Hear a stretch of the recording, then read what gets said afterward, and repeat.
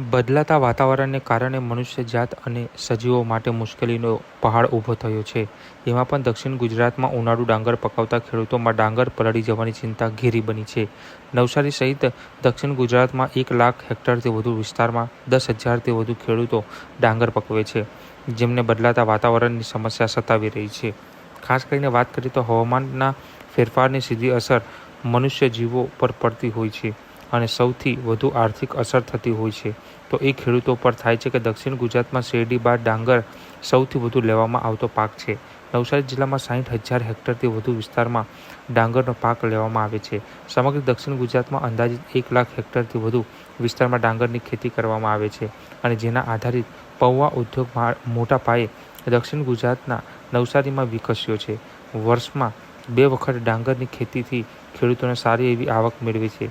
ઉનાળુ ડાંગર હાલ કાપણી શરૂ થઈ છે તેવા સમયે એકવાર વરસાદ વરસી ચૂક્યો છે અને ફરી જે વાતાવરણમાં પલટો આવે તેવી શક્યતાઓને પગલે ખેડૂતોએ શું ધ્યાન રાખવું જોઈએ, કયું આયોજન કરવું જોઈએ તેની વિગતવાર માહિતી નવસારી જિલ્લાના ખેતીવાડી અધિકારી એવા અતુલ ગજેરાએ માહિતી આપી હતી. તો સાંભળો ખેડૂતોએ શું ધ્યાન રાખવું જોઈએ.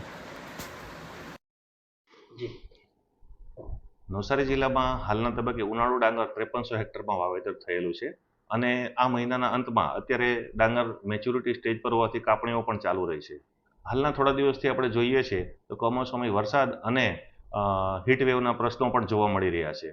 જ્યારે આ વરસાદનું વાતાવરણ જોવાયું ત્યારે ખેડૂતોને અહીંથી આગાહીના જે મિટિયોરોલોજીકલ ડિપાર્ટમેન્ટ તરફથી આગાહીઓ મળેલી એ અનુસંધાને ખેડૂતોને અમે સાવચેત કર્યા હતા. એ દિવસો દરમિયાન ખેડૂતોએ કાપણીને એવું અટકાવેલું હતું.